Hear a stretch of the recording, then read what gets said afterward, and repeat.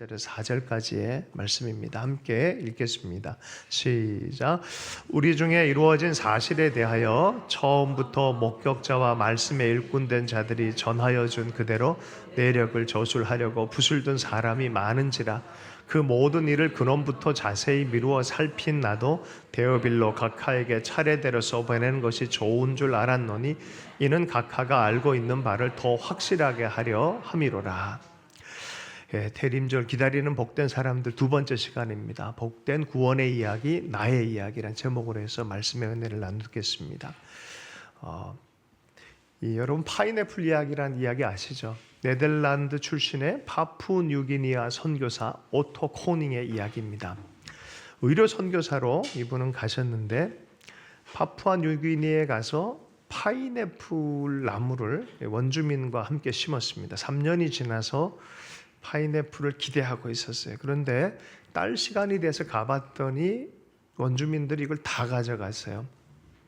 또 왜 남의 걸 가져갔냐 그랬더니 여기서는 심은 사람이 주인이다. 그래가지고 당신이 시켜서 우리가 심었지 않냐. 그래서 가져가 버렸어요. 두 번째도 또 심어서 이렇게 자라게 하는데 여러 가지 사연으로 인해서 또 가져가는 거예요. 너무 화가 난 거예요. 아니 도대체 왜 파인애플을 가져가지? 그리고 묵상하는 도중에 가만히 생각하니까 웃긴 거예요. 먼 곳에 선교하러 와서 파인애플 때문에 싸우고 있는 자기 모습이. 그리고 깨달음이 이렇게 왔어요. 성경 읽다 깨달음이 있었어요. 그래서 모든 것의 주인은 하나님입니다. 파인애플도 하나님의 것입니다. 하나님은 여러분을 사랑하십니다. 마음껏 가져가십시오라고 전언했어요. 감동받은 대로. 그랬더니 이 원주민들이 그때부터 안 가져가더래요. 왜 안 가져가냐 물었더니 아니 하나님 걸 어떻게 가져가냐. 그래가지고 유명하게 파인애플 이야기라는 동화책 같은 책을 펼쳐냈었어요. 이게 굉장히 감동을 줬어요. 많은 사람들에게. 사실 내 삶의 파인애플, 먹고 싶은 것, 내 욕망에 대한 것, 내 이야기인데 어느 날 그 이야기가 복음의 이야기로 전환이 되어져서 사람들에게 알려지는 거예요. 여러분, 하나님 우리 인생을 살 때도 이렇게 살아가라고 우리 삶을 해석하도록 불러주신 줄로 믿습니다.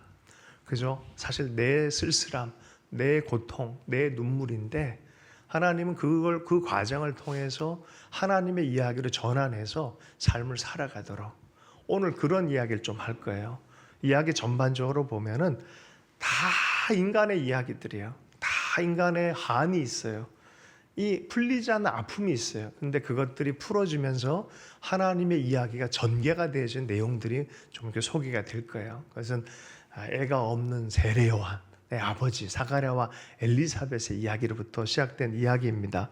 오늘 누가복음 보면은 이루어진 사실, 구원의 이야기, 처음부터 목격자와 말씀의 일꾼들이 이 이야기를 썼는데 구원의 이야기, 복음의 이야기를 쫙 썼어요.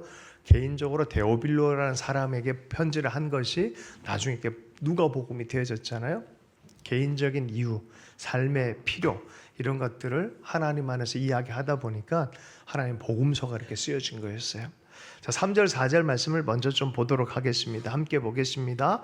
그 모든 일을 근원부터 자세히 살핀 나도 데오빌로 각하에게 차례대로 써 보내는 것이 좋은 줄 알았노니 이는 각하가 알고 있는 바를 더 확실하게 하려 함이로라.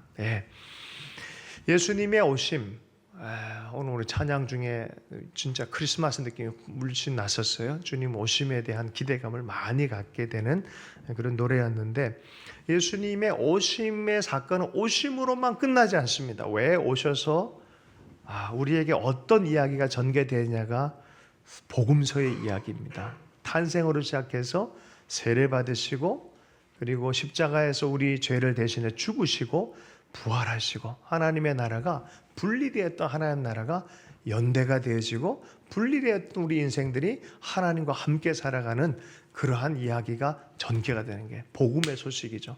하나님 나라의 생명의 소식이 시작되는 이야기입니다. 그래서 구약은 하나님 예수님이 오신다, 하나님이 오신다라는 것이 구약이고요. 신약은 뭐게요? 하나님이 오셨다 라는 얘기가 신약이죠. 그죠? 하나님이 오셨다. 수많은 역사적 사건들, 인물들, 예언자를 통해서 이 오실 메시아에 대해서 끊임없이 기록을 했어요. 예언이라 그러죠. 오셔서 십자가 사건을 경험하실 것이다. 그분은 사실 하나님이시다. 이런 얘기예요. 이런 얘기의 이야기, 예수 그리스도 오심, 그 오신 예수 그리스도가 어떤 분인지에 대한 기록을 4명이 기록을 했어요. 그죠? 마태, 마가, 누가, 요한. 앞에 기록, 옆에 기록, 뒤에 기록. 그래서 땅에서 보면 앞에, 옆에, 뒤에 기록. 마태, 마가, 누가. 이걸 공관복음이라 그래요. 그 시각이 땅에서의 시각이에요. 앞에, 옆에, 뒤에. 같은 관점의 복음서예요. 그런데 요한복음은 좀 달라요. 어디서부터 시작해요? 앞에, 옆에, 뒤가 아니라 위로부터 시작해요. 위로부터. 위로부터. 우리 관점의 사람의 이야기로부터 시작하는 게 아니라 처음부터, 태초부터 하나님으로부터 내려꽂는 관점으로 예수님을 설명해요. 자, 요한복음 1장 1절에서 8절까지 말씀인데요. 천천히 같이 한번 읽어 보겠습니다. 함께 읽겠습니다. 시작. 태초에 말씀이 계시니라. 이 말씀이 하나님과 함께 계셨으니 이 말씀은 곧 하나님이시니라. 그가 태초에 하나님과 함께 계셨고 만물이 그로 말미암아 지은 바 되었으니 지은 것이 하나도 그가 없이 된 것이 없느니라. 그 안에 생명이 있었으니 이 생명은 사람들의 빛이라. 빛이 어둠에 빛이 돼 어둠이 깨닫지 못하더라. 하나님께로부터 보내심을 받은 사람이 있으니 그의 이름은 요한이라. 그가 증언하러 왔으니 곧 빛에 대하여 증언하고 모든 사람이 자기로 말미암아 믿게 하려 함이라. 그는 이 빛이 아니요 이 빛에 대하여 증언하러 온 자라. 아멘. 네, 그렇죠. 사람의 이야기, 누가 어느 동네에 누가 있었고 뭐 거기에 무슨 사건 이렇게 시작하지 않고 태초에 말씀이 계시니라. 타협도 안 해요. 그냥 그걸로 시작해요. 그래서 성경은요. 그래서 요한복음이 특별히 초신자들 읽으라 하는 얘기가 그거예요. 분석적으로 읽으면 안 보여요. 믿음으로 일단은 읽기 시작해야 돼요. 창세기 1장 1절 어디 거기 무슨 논쟁이 있고 합리적인 이 변증이 있습니까? 그냥 태초에 하나님이 천지를 창조하셨느니라 믿음으로 시작해서 읽어야 되는 거죠. 마찬가지로 요한복음 1장 1절에 태초에 말씀이 계시니라. 근데 이 말씀이 어떤 분이 오셨다 하기로. 근데 그분은 누구냐? 보세요. 요한복음 1장 17절 18절 하반 17절 18절 보면 율법은 모세로 말미암아 주어진 것이요 은혜와 진리는 예수 그리스도로 말미암아 온 것이라. 본래 하나님을 본 사람이 없으되 하나님 품속에 있는 독생하신 뭐라고 되어 있습니까? 독생하신 예수님이 아니라 하나님. 요한복음을 있는 그대로 읽다 보면 예수 그리스도 그는 하나님이다 이 얘기하는 거예요. 그 하나님. 자, 이 하나님이 어떻게 12절 14절에 영접하는 자 곧 그 이름을 믿는 자에게 하나님의 자녀가 되는 권세를 주셨으니 하나님의 아버지의 품으로부터 태어나신 독생자 예수 그리스도 그 하나님 태초부터 계셨던 그 창조주 하나님 그래서 말씀이신 그분 진리와 사랑의 말씀 자체이고 생명 자체이신 빛 자체이신 그분 사람들에게 빛으로 다가오신 그분을 믿는 자에게는 독생하신 그분처럼 하나님의 자녀가 되는 권세를 주겠다라고 얘기하는 거예요. 네. 믿음의 눈으로 요한복음을 읽다 보면은 1장 못 가서 구원받게 돼 있어요. 할렐루야. 믿음으로 받아들인 자들. 이 얘기를 한 거죠. 그런데 마태, 마가, 누가는 이 이야기가 시작되어진 방식이 다르다 그랬죠. 인간으로부터. 인간으로 시작하는데 마가복음을 보면은 예수님 오기 전에 한 사람 먼저 세워서 이 이야기를 전개합니다. 그 사람의 이름은 세례 요한입니다. 오늘 특별히 세례 요한에 대해서 좀 집중해서 좀 보도록 하겠습니다. 마가복음을 보겠습니다. 마가복음 1장 2절에서 4절의 말씀입니다. 1장 2절에서 4절 말씀 함께 읽겠습니다. 시작. 선지자 이사야의 글에 보라 내가 내 사자를 내 앞에 보내노니 그가 내 길을 준비하리라. 소리가 있어 이르되 너희는 주의 길을 준비하라. 그의 오실 길을 곧게 하라. 기록된 것과 같이 세례 요한이 광야에 이르러 죄 사함을 받게 하는 회개의 세례를 전파하니. 우리가 잘 알듯이 마가는 마가 요한으로 바울과 함께 여정을 떠났다 중간에 아주 그냥 싸워버리고 도망가 버렸던 실패자 사역자였어요. 근데 그가 베드로, 실패한 자를 잘 아는, 자신도 많이 배신했던 베드로의 서기관처럼, 베드로의 비서처럼 나중에 사역을 합니다. 그러면서 베드로의 이야기를 자꾸 듣다 보니까 예수님의 이야기를 전달할 만한 그런 이야기를 가지게 된 거예요. 그러면서 이 예수에 대한 복음을 어떻게 전할까라고 하면서 쓴 것이 마가복음입니다. 마가복음 첫 번째 이야기에 누가 등장한다고요? 세례 요한에 대해서. 특별히 세례 요한은 이렇게 표현해. 이사야의 글의 예언으로 시작됐다는 거예요. 이사야의 글의 예언 중에 한 사람이 등장하는데 한 사람에게 초점을 맞춰준 게 아니라 그 한 사람의 소리에 초점을 맞춰. 소리. 그 사람이 말하는 내용에 이 초점을 맞춰요. 그 사람이 중요한 게 아니라. 그 사람의 이름 뭐였어요? 세례 요한이었어요. 그의 소리는 뭐였어요? 하나님이 오신다. 그 얘기를 예비하라는 소리였어요. 하나님이 오신다. 그 얘기를 예비하라. 할렐루야. 마가복음 1장 2절에서 4절 우리가 지금 읽었나요? 제가? 할렐루야. 제가 좀 상태가 그래요. 제가. 할렐루야. 자, 이거는 굉장히 문학적으로 뛰어난 마가 요한의 글처럼 보이지만 실은 이사야의 원문이 훨씬 더 문학적이에요.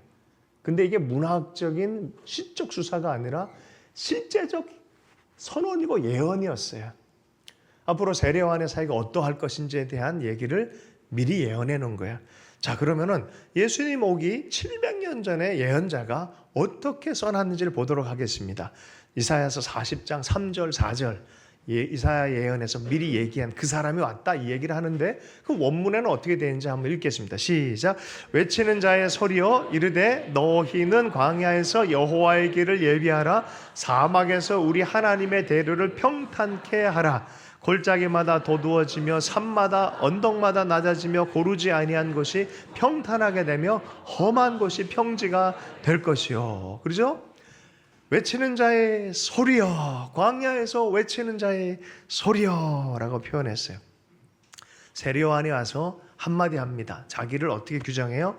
나는 소리요, 빈들에서 외치는 소리요. 노래는 부르지 않았어요. 이렇게 말했어요. 멘트가 나는 소리요라고 말한 거예요.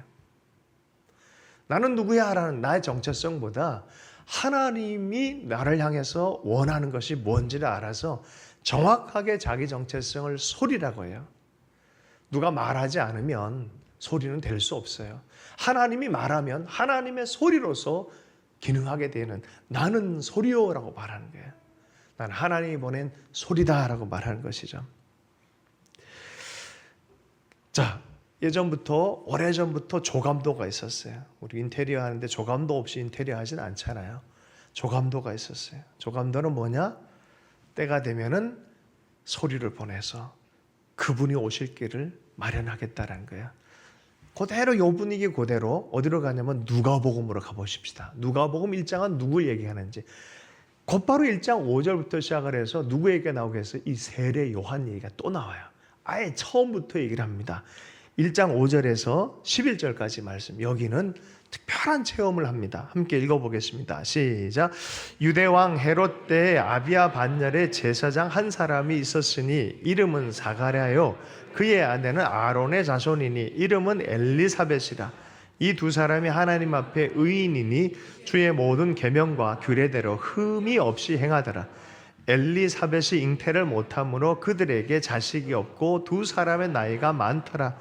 마침 사가랴가 그 반열의 차례대로 하나님 앞에서 제사장의 직무를 행할세. 제사장의 전례를 따라 제비를 뽑아 주의 성전에 들어가 분향하고 모든 백성은 그 분향하는 시간 밖에서 기도하더니 주의 사자가 그에게 나타나 향단 우편에 선지라. 제사장은 24반열로 나눴고요. 8번째 반열에 해당되는 사가랴에 대한 이야기로 누가복음은 시작이 되어집니다. 평범한 제사장 집안이었어요. 1년에 2차례 와서 섬기는 것이었고 특별히 3시에 이제 자기 순번이 돼서 와서 성소 안에서 일을 해야 되는 거예요. 분향 시간, 3시입니다. 저녁 분향 시간은 3시쯤에 기도의 시간을 가지려고 떡 하는데 분향단 옆에 누가 나왔습니까? 천사가 왔어요. 천사가 갑자기 사가랴한테 얘기합니다. 무슨 얘기를 할게요? 네 파인애플 얘기를 한 거예요. 파인애플 얘기를 한 거예요. 내 삶 안에 한이 있어. 이 해결이 안 되는 속상함이 여기에 있어. 그게 뭐였어요? 나는 왜 아들이 없지? 저주받았나? 그럴 수 있잖아요. 그 얘기를 한 거예요. 자, 보십시다. 12절부터 16절까지 말씀을 함께 읽어보겠습니다. 시작. 사가랴가 보고 놀라며 무서워하니 천사가 그에게 이르되 사가랴여 무서워하지 말라. 너의 간구함이 들린지라. 내 아내 알리사벳이 내게 아들을 낳아주리니 그 이름을 요한이라 하라. 너도 기뻐하고 즐거워할 것이요 많은 사람도 그의 태어남을 기뻐하리니 이는 그가 주 앞에 큰 자가 되며 포도주나 독한 술을 마시지 아니하며 모태로부터 성령의 충만함을 받아 이스라엘 자손을 주 곧 그들의 하나님께로 많이 돌아오게 하겠습니다. 너한테 아들 있을 거다. 그리고 기뻐할 것이다. 충만한 것이다. 이 모태로부터 얘는 독주를 하지 않아. 이게 뭐라 그럽니까? 독주하지 않고 머리 잘리지 않은 사람들 나시린. 하나님을 위해서 구비되어지고 구별된 사람으로 나올 것이다. 근데 그가 와서 하는 일이 뭐냐? 단 하루에 백성들을 다 돌이켜서 하나님께로 돌아오게 하는 그런 엘리야 사역으로 나타날 사람이다라고 말합니다. 여기에는 구절이 안 나와 있어요. 17절에 있어요. 17절 말씀을 함께 읽어보겠습니다. 시작. 그가 또 엘리야의 심령과 능력으로 주 앞에 먼저 와서 아버지의 마음을 자녀에게 거스린 자를 의인의 슬기에 돌아오게 하고 주를 위하여 세운 백성을 준비하리라. 여러분, 엘리야는 BC 900년에 활동했던 사람이에요. 900년에 활동했던 사람인데 아합의 시대에 하나님을 섬긴다고 하는 백성이 완전히 우상숭배로 도배가 되어진 이중적인 삶이 있는 그 시대에 갑자기 엘리야가 등장해서 불이 떨어지고 말씀이 전해지고 말씀대로 기도가 일어날 때 각종 권세와 능력으로 하나님께로 하루 만에 백성들 다 돌아오게 하는 그런 놀라운 권능의 인물이었어요. 근데 이 사람이 BC 900년을 그랬잖아요. BC 400년쯤에 말라기란 분이 구약을 다 문을 닫으면서 앞으로 마지막 때가 되면 올 사람이 있다. 누가 온다고요? 엘리야가 온다. 아니 BC 900년의 사람이 BC 400년에 선지자가 예언을 했는데 엘리야가 온다고 얘기를 했단 말이에요. 지금 뭔 얘기하는 거예요? 세례 요한이 그 엘리야다라고 얘기하는 거예요. 그 엘리야의 심령으로 온. 직접적으로 예수님께 비유가 되면 세례 요한이 엘리야가 맞죠. 근데 엘리야, 예수 그리스도께서도 아버지께로 모든 사람들을 다 마음을 돌이키게 하는 또 그 영으로. 그래서 세례 요한과 예수님은 이게 사수라 그래. 사수. 할렐루야.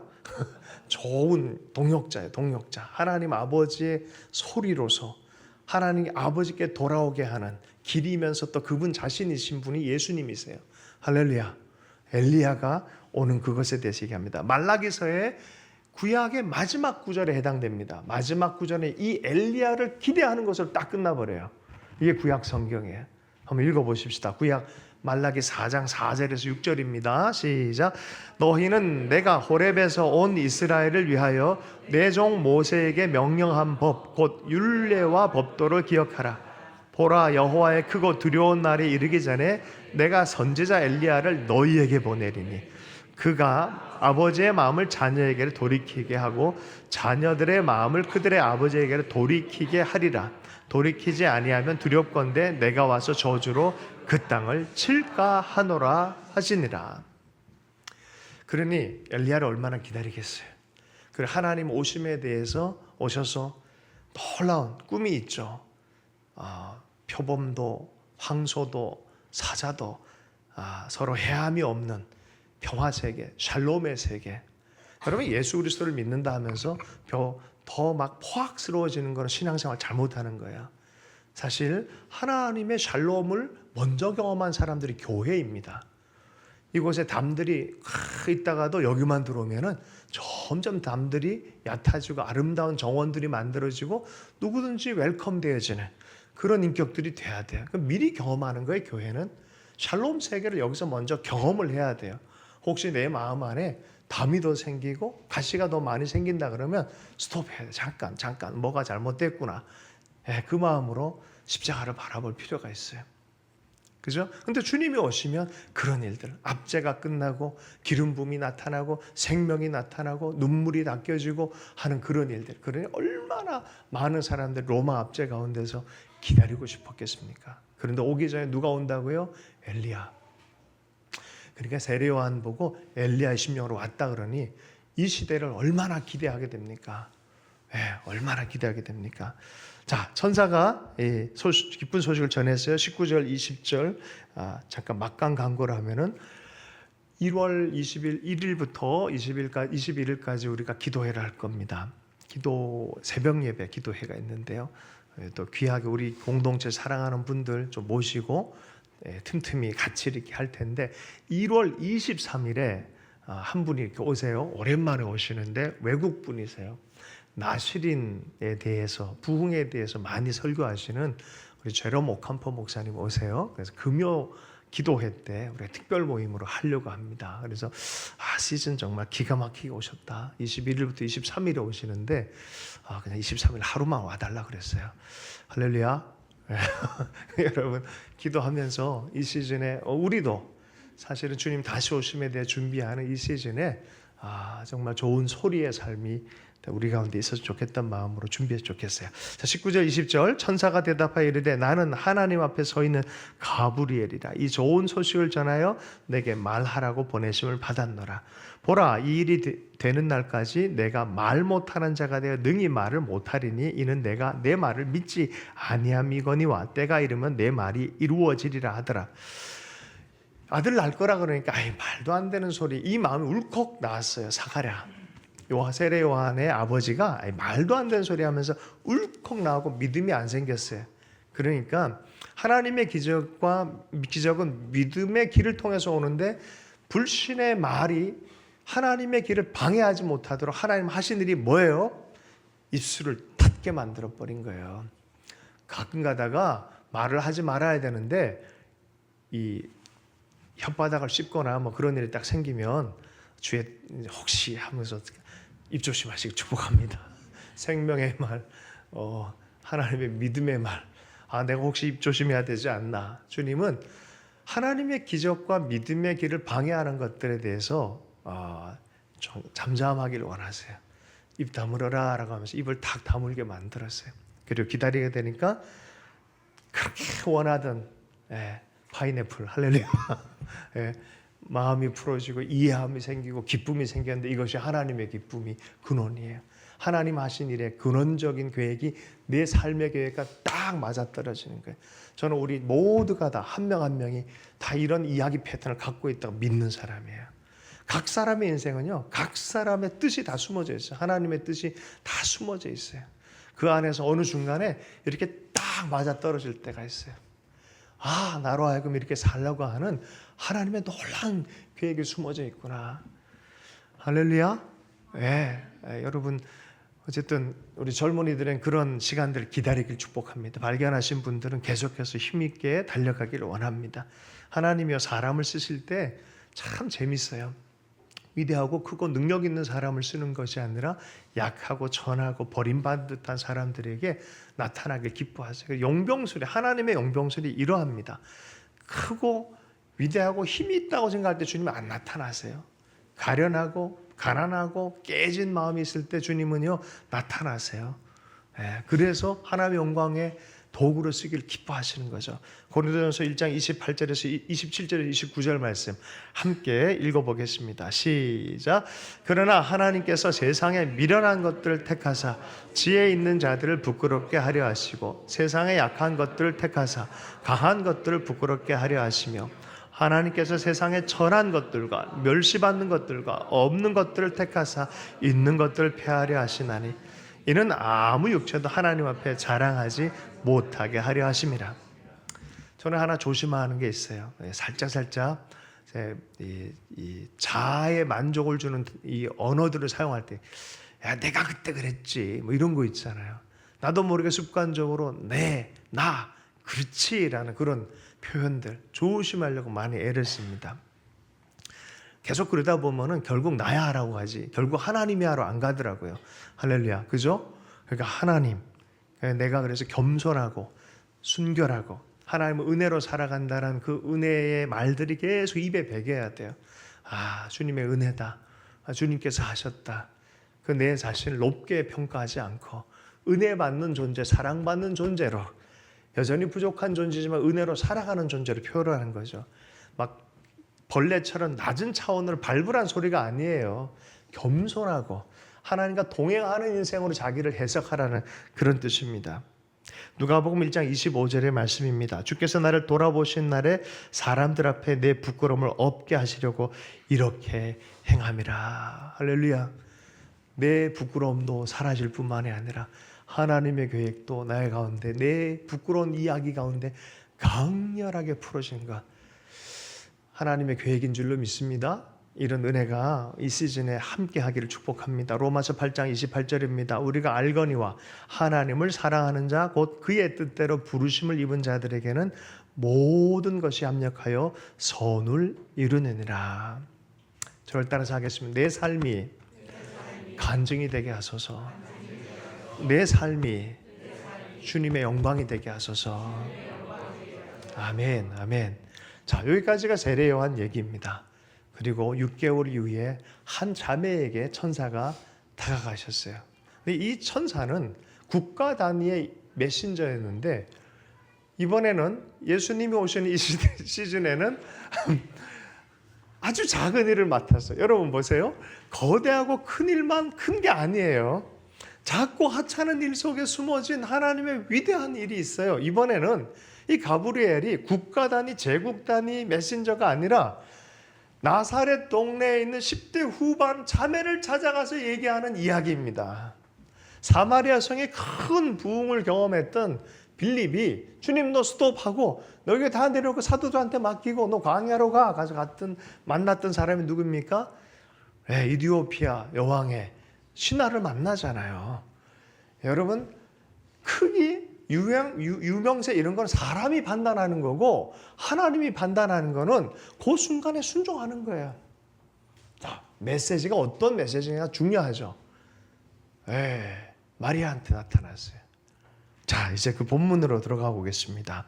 누가복음 1장 28절, 이제 세례 요한 얘기, 뭐 이런저런 얘기, 이제 6개월 엘리사벳이 사가랴와 엘리사벳이 세례 요한을 품은 지 6개월이 지났을 때 일어난 일입니다. 26절, 27절 말씀 읽겠습니다. 시작. 여섯째 달에 천사 가브리엘이 하나님의 보내심을 받아 갈릴리 나사렛이란 동네에 가서 다윗의 자손 요셉이라 하는 사람과 약혼한 처녀에게 이르니 그 처녀의 이름은 마리아라. 갈릴리 나사렛은 그때 당시 문헌을 찾아보면 도시 이름이 없을 정도로 아주 신생 도시였어요. 로마화 되어지는 이 할렐루야 빌립보 가이사랴 이 지역 바로 옆쪽에 보면은 조그만 위성 도시 서울이 지어지는데 거기 옆 동네 지금 막 신흥 도시가 어디가 있을까요? 동탄인가? 할렐루야. 뭐 이런데 한참 서울 건설을 위해서 이 건축자들 목수들이 많이 필요한 사람인데 거긴 살지 못하고 옆에 조그만 난민촌 같이 도시가 형성되는 그 지역이 바로 나사렛이었어요. 그러니까 아주 작고 동탄은 요새 좋죠. 엄청 좋죠, 동탄은. 그죠? 근데 어쨌든 분위기가 그런 분위기예요. 그런 곳에 우리가 이야기를 알잖아요. 가난하고 어떻게 머물지도 모르는 그 10대 부부가 그래요. 그러니까 그때는 그렇게 결혼했어요. 10대 후반, 20대. 뭘 어떻게 해야 될지도 모르는 아직 삶에 대해서 깊이 생각도 못하는 그 자매에게 나타났어요. 자, 그 장면으로 우리 장면 전환해서 들어가 보도록 하겠습니다. 1장 28절 33절까지입니다. 천사가 무슨 얘기하는지 한번 들어보도록 하겠습니다. 함께 읽습니다. 시작. 그에게 들어가 이르되 은혜를 받은 자요 주께서 너와 함께 하시도다 하니 처녀가 그 말을 듣고 놀라 이런 인사가 어찌민가 생각하며 천사가 이르되 마리아여 무서워하지 말라.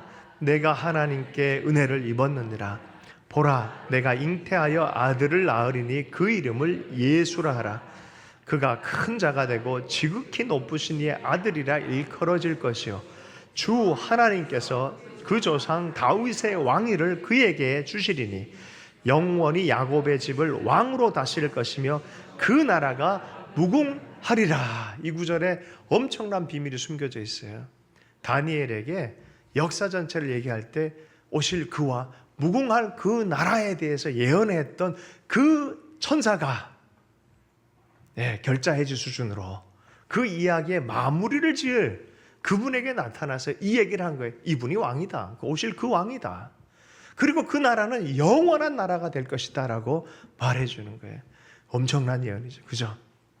자, 마리아가 금시초문 얘기를 듣습니다. 자, 34절 말씀을 읽습니다. 시작. 마리아가 천사에게 말하되 나는 남자를 알지 못하니 어찌 이 일이 있으리까? 어찌 일이 있으리까? 35절 37절까지 천사가 대답해 이르시되 성령이 내게 임하시고 지극히 높으신 이의 능력이 너를 덮으시니 이러므로 나실 바 거룩한 이는 하나님의 아들이라 일컬어지리라. 보라 내 친족 엘리사벳도 늙어서 아들을 배웠느니라. 본래 임신하지 못한다고 알려진 이가 이미 6달이 되었나니. 그 다음에요 30절 같이 읽겠습니다. 시작. 대저 하나님의 모든 말씀은 능하지 못하심이 없느니라. 한 번 더 읽겠습니다. 시작. 대저 하나님의 모든 말씀은 능하지 못하심이 없느니라. 믿음을 요구하죠. 하나님 우리 삶에 터치하시고 계획을 말씀할 때 말도 안 되는 얘기 하실 때 간혹 있으시죠. 꿈꿀 수 없을 때 큰 꿈을 얘기하시죠. 안 된다고 확정해 놓은 걸 가지고 할 수 있다라고 말씀하실 때가 또 있어요. 그죠? 그리고 그게 누가 말했냐가 중요하잖아요. 그죠? 하나님의 모든 말씀은 능하지 못하심이 없느니라. 여러분, 그래서 여러분 하나님의 말씀에 귀를 기울여야 돼요. 성경은 쓰여진 글자이지만 하나님의 말씀의 통로예요. 이게 성령을 감동을 통해서 내 마음에 박히기 시작하면 그건 하나님 말씀이에요. 우리에게 오늘 주시는 말씀이 되는 거예요. 대저 하나님의 모든 말씀은 능하지 못하심이 없느니라 했을 때 사가랴는 속으로 안 믿었지만 마리아는 어떻게 했어요? 제사장은 안 믿었지만 10대 소녀 마리아는 어떻게 했어요? 마리아가 이르되 주의 여정이 오니 말씀대로 내게 이루어지이다. 주님의 뜻이 이루어지기를 원합니다. 하나님이 여러분에게 뭐라 말씀하시든 말씀이 어떻게 울려 퍼지든 그 주께로부터 왔다 확증이 된다면 여러분 마리아처럼 고백할 수 있는 우리가 되면 좋겠습니다. 오병이어의 기적 아이가 가지고 갔잖아요. 그 아이 차원에서 놀라운 일이지만 이 물고기 차원에서 생각을 좀 해보자고요. 나는 겨우 1인분인데 아니 누군가의 3분의 1밖에 안 돼. 내가 5천 명을 먹이는 삶이 된다고? Why not? Why not? 하나님이 하시면 그죠? Why not? 우리 삶을 통해서 하시고자 하면 여러분 하나님께서 우리 삶 안에 성령으로 당도하셔서 터치하시고 말씀하시도록 주님께 가까이 가고 기다리는 계절인 줄로 믿습니다. 동경의 탄생, 인간의 혈통이 어떻게 하나님 아들을 낳겠습니까? 태생부터 하나님 아들 오시는 분이 있다. 성령이 역사하면 그렇게 된다라고 말씀합니다. 말씀을 마무리하겠습니다. 평범한 일상의 삶, 그리고 한도 많고 분노도 있고 눌림도 많고 이런 삶에 그렇고 그런 삶을 찾아오신 그 하나님의 말씀이 너무 귀합니다. 그죠? 우리가 그렇고 그래야만 하나님의 영광은 더 드러나는 거예요. 나 좀 뭔가 근거 있다 그러면요, 하나님 음성 안 들어요 대부분. 그렇고 그래야 돼요. 할렐루야, 그죠? 도리어 막 마음도 아프고 그래야 돼요. 내 파인애플 때문에 고민도 좀 하는 그런 사람이어야 돼. 그다가 말씀이 당도하고 말씀이 품어지고 내 인생 가운데 딱 들어갈 때 내 인생도 풀릴 뿐만 아니라 이것을 통하여 주님의 영광이 드러나도록 주님께서 준비하고 계신 줄로 믿습니다. 주의 여정이 오니 말씀대로 내게 이루어지이다. 주님 오심을 기다리는 계절입니다. 믿음이 더 굳건해지길 축복합니다. 히브리서 11장 6절 잘 아는 구절입니다. 믿음이 없이는 하나님을 기쁘시게 하지 못하나니 하나님께 나아가는 자는 반드시 그가 계신 것과 또한 그가 자기를 찾는 자들에게 상 주신 이심을 믿어야 할지니라. 하나님 우리에게 요구하는 것은 참된 믿음이에요.